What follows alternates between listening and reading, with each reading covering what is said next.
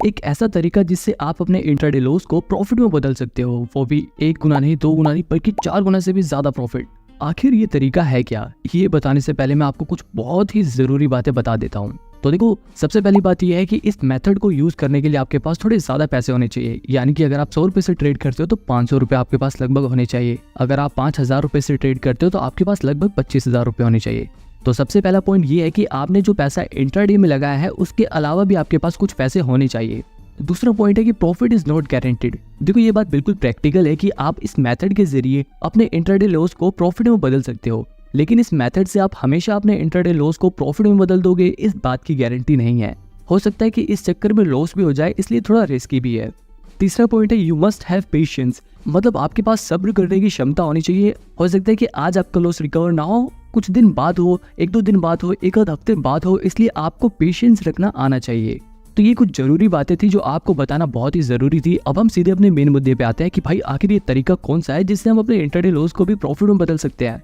तो भाई देखो, ये कुछ समय पहले की बात है जब मैं एंजल वन में ट्रेडिंग कैसे करते हैं इस वीडियो के ऊपर काम कर रहा था। अब क्योंकि ये वीडियो बनाने के लिए मेरे को प्रैक्टिकली एंजल वन ऐप में ट्रेडिंग करके आप लोगों को दिखाना था, इसलिए मैं एंजल वन की रिकमेंडेशन वाला ये जो सेक्शन होता है यहाँ से ट्रेड लेकर ये चेक कर रहा था कि क्या इनकी रिकमेंडेशन सही होती है या नहीं।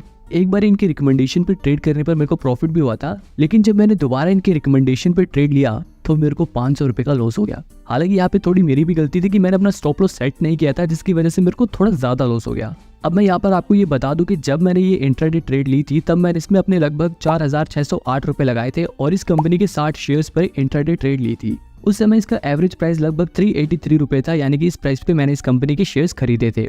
और जब मेरे को लॉस हुआ तो इस कंपनी के शेयर 374 रुपए तक पहुंच गए, यानी कि लगभग अगर देखा जाए तो मेरे को -2.28% का लॉस हुआ, यानी कि लगभग 8-9 रुपए प्राइस गिर गया और मेरे को जो लॉस हुआ वो लगभग 526 रुपए का हुआ।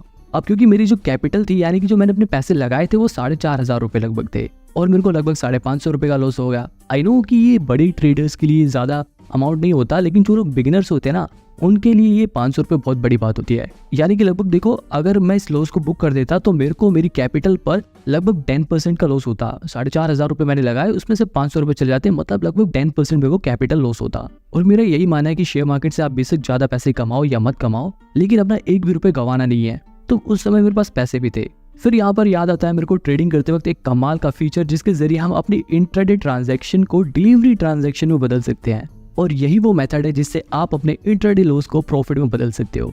अब ये कैसे किया मैंने ये जानते हैं। तो फटाक से मैंने जिस कंपनी के शेयर में ट्रेड लिया था उस कंपनी को सर्च किया। मेरे को वो कंपनी फंडामेंटली थोड़ी ठीक ठाक लगी। ये एक शुगर मिल की कंपनी थी और ये फंडामेंटली थोड़ी ठीक लग रही थी। तो मेरे को सिंपली क्या करना है, ये जो मैंने पोजीशन बना रखी है ना, इस पर क्लिक करना है। क्लिक करते ही मेरा वो शेयर खुल जाएगा। अब यहाँ पर आप ये नीचे कोने में देख सकते हो कन्वर्ट वाला ऑप्शन दिया हुआ है ना, इस पे आपको क्लिक करना है। क्लिक करते ही यहाँ पर एक ऐसा पेज खुल जाएगा। इसके ऊपर यहाँ पर देखो कोने में दिखा रहा है कि आप कितने शेयर्स की क्वांटिटी इंट्राडे से डिलीवरी में कन्वर्ट करना चाहते हो। आप इस क्वांटिटी को बदल भी सकते हो। अब इसके नीचे देखो लिखा है इन्वेस्टमेंट टाइप। इन्वेस्टमेंट टाइप में मार्जिन और डिलीवरी लिखा हुआ है। अब क्योंकि ये हमारी इंट्राडे ट्रांजैक्शन थी और हम इसे डिलीवरी में कन्वर्ट करना चाहते हैं तो हम इस डिलीवरी वाले आइकन पे क्लिक करेंगे।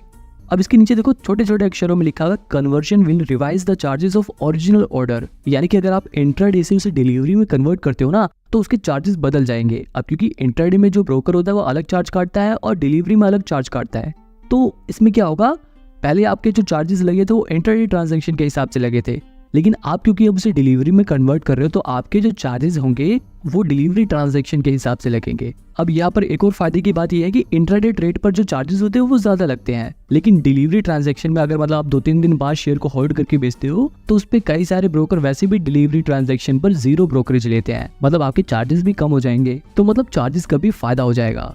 और हाँ, यहाँ पर आपको कंफ्यूजन ना हो इसलिए मैं आपको एक और बात बता दूं कि जो चार्जेस आपके पहले लग चुके हैं उसी को रिवाइज कर दिया जाएगा, मतलब उसे चेंज कर दिया जाएगा। ऐसा नहीं है कि आपके चार्जेस 2 बार लग रहे हैं। रिवाइज करने का मतलब बदल रहे हैं चार्जेस।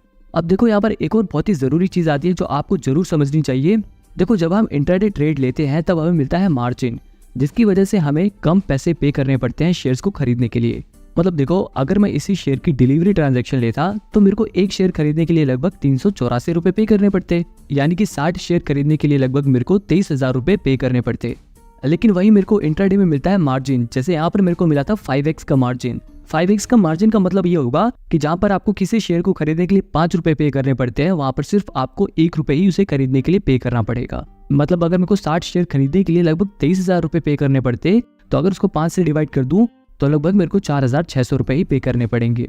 तो इस कैलकुलेशन को देखकर आपको ये पता चल गया होगा कि जब मैंने इंट्राडे ट्रेड ली थी तब मेरे को सिर्फ 4,600 रुपए पे करने पड़े थे, लेकिन अब क्योंकि मैं इस इंट्राडे ट्रांजैक्शन को डिलीवरी में बदल रहा हूँ तो मेरे को उसके पूरे पैसे पे करने पड़ेंगे, यानी कि लगभग 23,000 रुपए मेरे को पे करने पड़ेंगे। अब देखो, क्योंकि यहाँ पर मैंने पहले ही 4,600 रुपए पे कर दिए हैं, तो इस 23,000 रुपए में से अगर मैं 4,600 रुपए माइनस कर दूं तो लगभग 18,500 रुपए मेरे को और पे करने पड़ेंगे इन शेयर्स को खरीदने के लिए।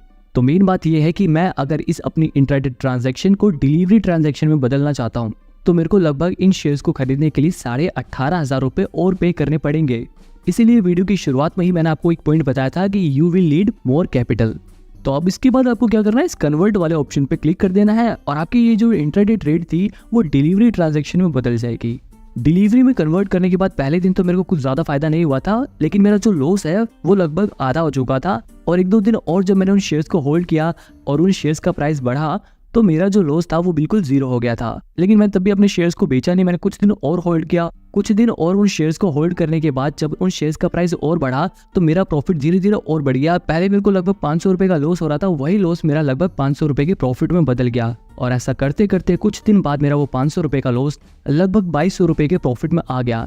अब देखो, जब मैंने इन शेयर्स को होल्ड किया था तो ऐसा नहीं है हर दिन इस शेयर का प्राइस बढ़ रहा था, किसी दिन इन शेयर्स का प्राइस गिर भी रहा था, जिसकी वजह से मेरा प्रॉफिट कम भी हो जा रहा था।